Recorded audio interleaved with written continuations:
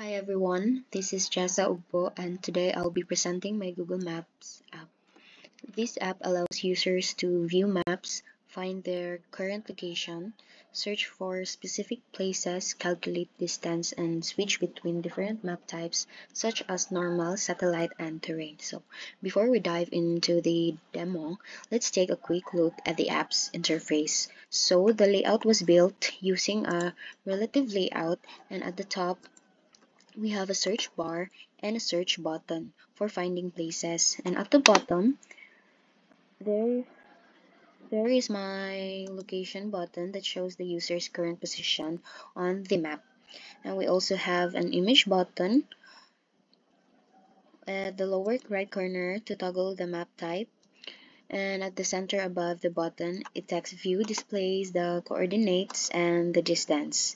And finally, the support map fragment occupies most of the screen where the Google Map is displayed. So now, let's test how the app works. So when I open the app, it first asks for location permission. So this is important because it allows the app to access my device's GPS and determine my exact position. So I will grant this permission. After granting permission, the map loads with a default marker in Manila, Philippines. And now if I click my location button, the app uses the Fuse Location Provider client to get my current location. So a red marker appears where I am currently located, and a thin blue line or a polyline, this one, connects my location to Manila. So the app then displays my latitude, longitude, and the calculated distance in kilometer from Manila below. So as you can see, here is my latitude, longitude, and distance. Next is, let's try searching for another place. For example, let's search Cebu, Philippines. This one. So let's tap the search button. So the app uses a geocoder to convert the place name into coordinates.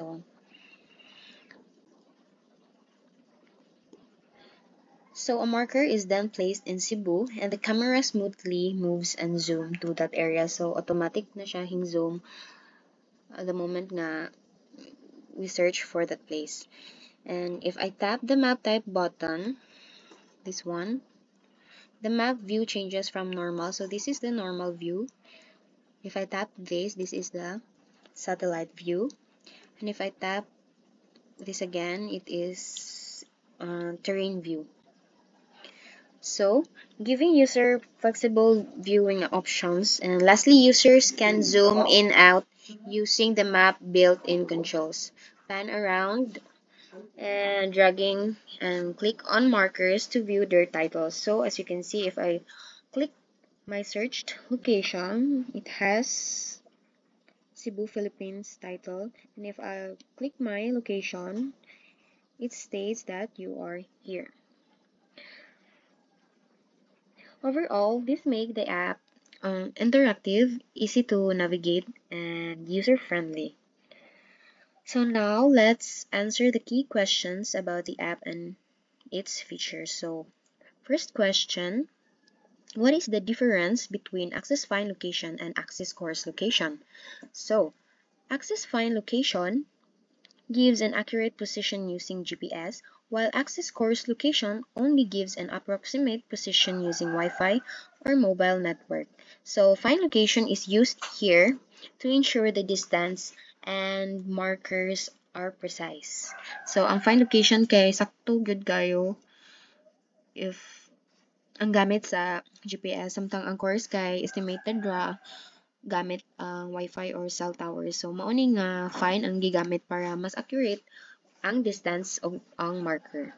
So number 2, why do we need to request permission at runtime? So the moment we open the app, it asks for permission. So we need to request permission at runtime to protect our user privacy. This ensures that the app only access location data when the user explicitly allows it. So kinahanglan nga mga og permiso para protected ang user and dili automatic nga maka-access ang app sa imuhang location and kinahanglan pa nimo i-allow. Number 3, what is Fuse location provider client?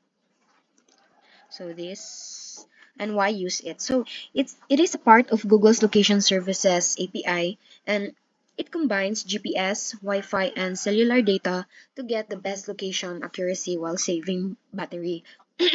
So kini nga client kay mo combine siya sa GPS, Wi-Fi, mobile data aron mas accurate ang location og dili-dali siya maka-consume sa battery.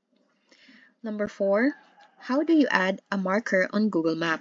So to add a marker, so we use the add marker method. So as you can see, ang add marker kay gamiton para magbutang og pin sa map which is kaning red and it means nga mao na ang akong current location right now and sama sa app makita nimo ang marker sa Manila katong default and my location o sa imuhang gi-search tong ang gi-search nga location is katong Cebu. So that is the add marker. Number 5, what is lat long and what does it represent? So lat long is a class that stores a location's latitude, longitude, representing a specific point on Earth.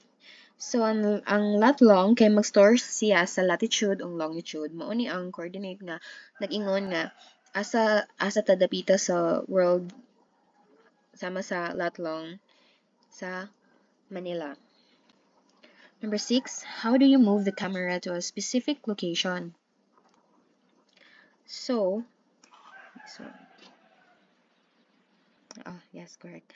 Map animate and it gives a smooth transition to focus on the desired location. Mo to nga, yung nag-search nimo sa location, automatic siya nga mudong sa imuhang pin location.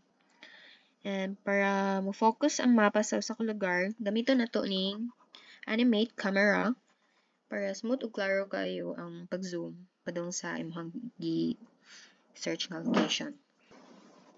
7. What happens if location permission is denied? So if permission is denied, the app will still load the map. This line. The app will still load the map but disable location-based features like the current location and distance calculation. So a toast message notifies the user that the location permission is not granted. Number 8. How do you enable zoom controls on the map? So to enable this, we enable zoom controls by calling the get UI settings. So these add apps the plus and minus button for easier navigation. And to summarize, this Google Maps Android app demonstrates how to integrate maps into an Android project, handle runtime permissions, access current location, search places, draw polylines, and calculate distances.